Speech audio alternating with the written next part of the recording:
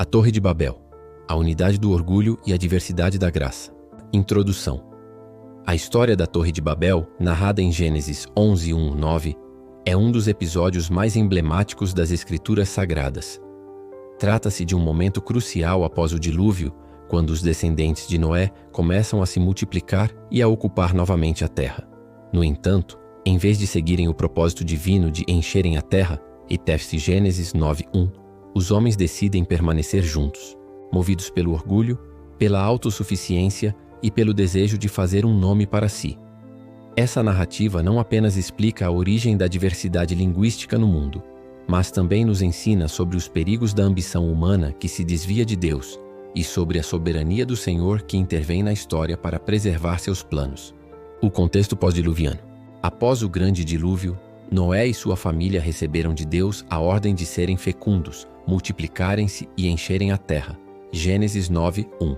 Essa ordem é repetida diversas vezes como parte do propósito criacional de Deus. A humanidade deveria se espalhar pela terra, cultivar, dominar e refletir a glória divina em toda a criação.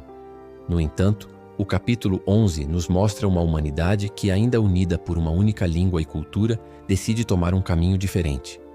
Ora, em toda a terra havia apenas uma linguagem e uma só maneira de falar. Gênesis 11:1. Este versículo inicial estabelece a cena. Não há barreiras linguísticas entre os povos, o que lhes confere uma poderosa capacidade de cooperação. Esse detalhe nos mostra que a unidade humana em si não é um mal, mas pode se tornar perigosa quando desvinculada de Deus. 2. A decisão humana. Construir sem Deus sucedeu que, partindo eles do Oriente, deram com uma planície na terra de Sinear e habitaram ali. Gênesis 11:2.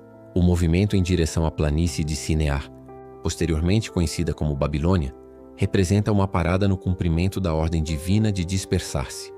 Em vez disso, eles resolvem se fixar em um lugar e centralizar ali seu poder e cultura. E disseram uns aos outros: Vinde, façamos tijolos e queimemo-los bem. Os tijolos serviram-lhes de pedra e o betume de argamassa. Gênesis 11:3. Esse versículo revela uma sociedade tecnologicamente avançada para sua época. A fabricação de tijolos e uso de betume mostra que estavam desenvolvendo técnicas para grandes construções. A ciência e a capacidade humana são dons de Deus, mas aqui são usadas como instrumentos de exaltação do ego humano. Disseram: Vinde, edifiquemos para nós uma cidade e uma torre cujo topo toque nos céus, e façamo-nos um nome para que não sejamos espalhados por toda a terra. Gênesis 11:4. Aqui está o coração do pecado de Babel, o desejo de alcançar os céus, fazer um nome para si e resistir à ordem de Deus de se espalhar. É a tentativa de alcançar o divino por meios humanos. A torre era símbolo de autossuficiência e orgulho coletivo. Não era apenas um edifício físico, era a construção de uma identidade e segurança fora da vontade de Deus. 3. A intervenção de Deus. Então desceu o Senhor para ver a cidade e a torre que os filhos dos homens edificavam. Gênesis 11:5. A linguagem irônica aqui é marcante. Enquanto os homens tentavam alcançar os céus, o Senhor precisou descer para ver o que estavam fazendo. Deus não está impressionado com as obras humanas. Ainda que a torre fosse imponente aos olhos dos homens, ela era minúscula diante do Senhor dos céus. E o Senhor disse: Eis que o povo é um, e todos têm a mesma linguagem. Isto é apenas o começo. Agora não haverá restrição para tudo o que intentam fazer. Gênesis 11:6. A unidade, quando usada para fins perversos, pode potencializar o pecado. Deus reconhece o poder da cooperação humana, mas sabe que, sem limites, a humanidade pode caminhar rapidamente para a autodestruição. Por isso, decide agir de forma misericordiosa e disciplinadora. Vinde, desçamos e confundamos ali a sua linguagem, para que um não entenda a linguagem de outro.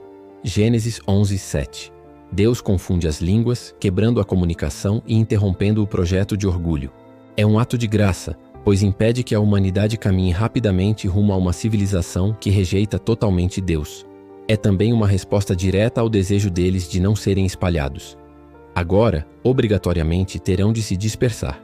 Destarte, o Senhor os dispersou dali pela superfície da terra, e cessaram de edificar a cidade. Gênesis 11:8. A missão falha. A cidade e a torre não são concluídas. A unidade forjada em rebelião é quebrada por Deus, e os homens são forçados a cumprir, mesmo que tardiamente, o propósito divino original. Chamou-se-lhe por isso o nome de Babel, porque ali confundiu o Senhor a linguagem de toda a terra, e dali os dispersou o Senhor por toda a superfície dela. Gênesis 11, 9. Babel soa como a palavra hebraica para confusão, Balau.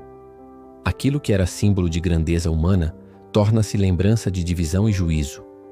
O nome que queriam fazer para si torna-se um nome de vergonha. 4. Lições teológicas da Torre de Babel. O pecado da autossuficiência.